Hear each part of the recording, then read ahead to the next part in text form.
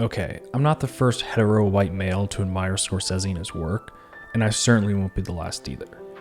However, I want to just set the record straight on the stories he tells because sometimes I think we miss the point of his movies over time. I think many of his fans misread the messages written across his work and his stories on crime. Let's talk about reality. Martin Scorsese grew up around stories from gangsters and hustlers told in a way that humanized the crimes he committed.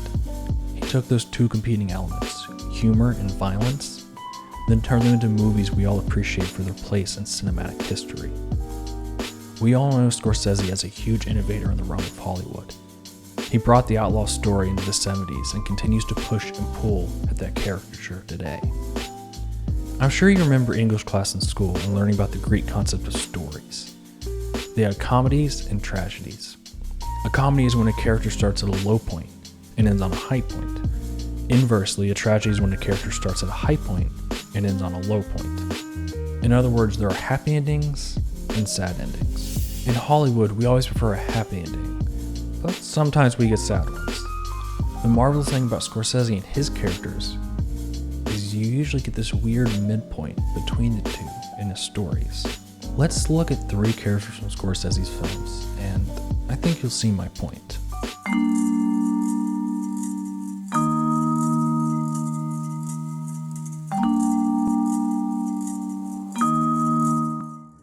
The first character on our list is one of the all-time classics, Travis Bickle from Taxi Driver. Robert De Niro and Scorsese go together like PB&J, but this character is like no other De Niro has ever played. Bickle is a bad person, and we find it hard to root for his morally gray outlook of a crime-ridden New York. I think he's a perfect example of these seemingly tragic characters we find ourselves studying in Scorsese films. Bickle is a mess and a grunt. His black and white view of New York causes both internal and external conflict in the film. He's not well, and his actions continue to spiral him deeper into morally corrupt decisions. Think of his goal in the movie. He wants to be with Betsy, and he wants to live in his ideal version of New York. Speckles of good flow into the story, but overall we're meant to understand that Travis isn't a good protagonist, even if he's not evil. To put it in a term Scorsese would prefer, Travis Bickle is an outlaw. One can argue that Bickle starts at a relatively high point to begin the story. He lands a job as a taxi driver and meets a girl he likes. His worldview isn't being disrupted by conflict at this point. So where does Travis end up by the final frame?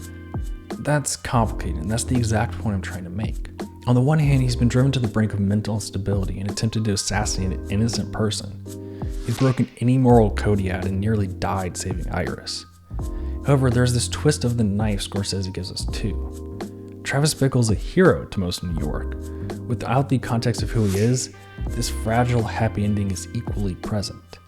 So which is it? We, the audience, know Travis didn't kill those men for any pure good reason, but we also need to acknowledge that Scorsese is saying something good came out of Travis' decision that day. We're in the center of the balance beam. We're not crossing over to tragedy, but we're not in a clear comedy situation either. Right here, this is a Scorsese film. Okay, let's raise the stakes even more. In Taxi Driver, the protagonist toes the line between good and bad the whole time, despite his viewpoint being black and white. To contrast that, I want to discuss Henry Hill and the story of Goodfellas. Scorsese said in an interview that Goodfellas is Scarface without Scarface. It's more about the entire family of gangsters and not just Henry Hill. However, Hill is the narrator, and Scorsese even said that most of the people he knew growing up were like Hill, not Joe Pesci's character Tommy DeVito. In fact, I think it's clear that every character other than Henry Hill is given a tragic ending. Paulie and Jimmy go to jail, where they die serving their sentences, and Tommy is shot in response to the Billy Bats killing. Now, Henry grows up committing crimes and continually finding ways to justify his actions. To him, they're the order in the neighborhood because the cops don't do enough. Crime is justified in Henry's worldview because without it, there'd be chaos. Again, I think we can argue that the film starts with Henry at an emotional high point.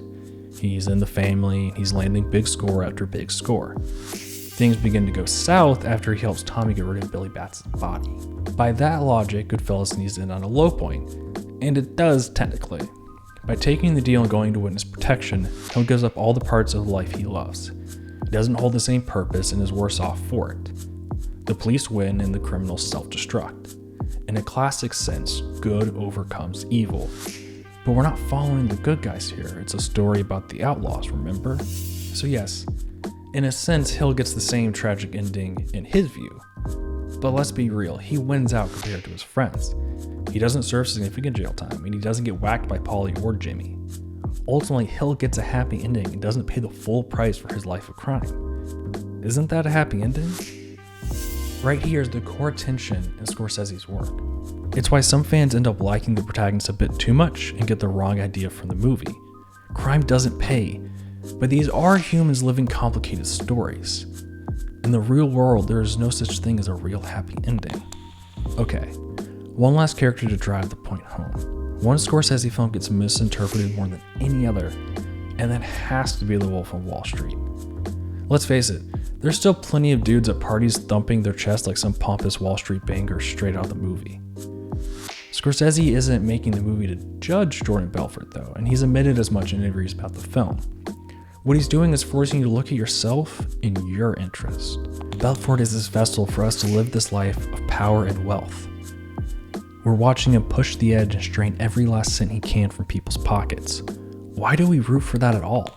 How do some people come away from the story admiring him?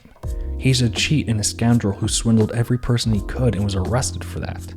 The problem is that Belfort controls the narrative, and that forces us to invest in his viewpoint. Scorsese opens the door to this life of sex, drugs, and money and asks the audience, do you want this?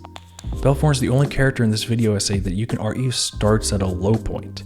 His dream is shattered during the first act, and he's forced to build his wealth all over again. So once again, how would we assume the story ends? On the surface, we have a happy ending that serves to justify all the crime and immorality Jordan Belfort commits during the movie. He ends up in jail for a bit, but is rich people's jail and doesn't change him. Now he's off scamming people with his secret get-rich scheme that we all know doesn't work.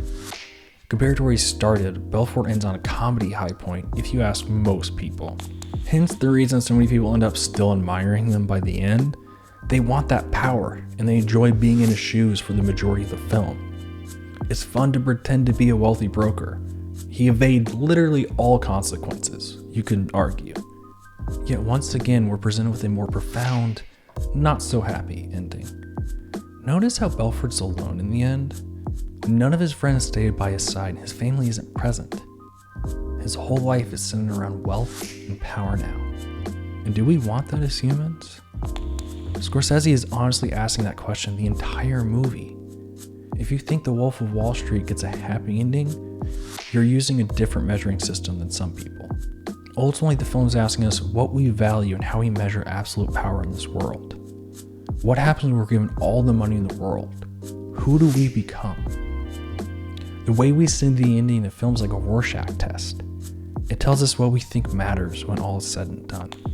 I think this last point perfectly summarizes what makes Scorsese films so enjoyable to watch. You take something different from the characters every time you watch it, depending on your state of mind. He doesn't look at crime as some simple thing that needs to be stopped. Scorsese stretches it to fill the entire canvas of colors and asks us to judge these men by giving us their viewpoint. So many of his films leave us with ambiguous endings for this exact reason. So the next time you watch one of his movies, consider every aspect of the ending. Always remember, there's more than one way to see his stories through to the end. And if anything, there's certainly no right answer. All I ask is you don't go around thinking these characters as heroes. They're certainly not that, and we should always keep that in mind. Just remember, Scorsese sees them as one thing above all else. They're outlaws. And outlaws don't always get happy endings. As always, I leave you with another hint to the next video. I hope you enjoyed this video, and remember there are plenty of ways to show your support. You can like this video and subscribe to the channel, but don't forget my Patreon page for extra content and articles. Until next time, thanks for watching.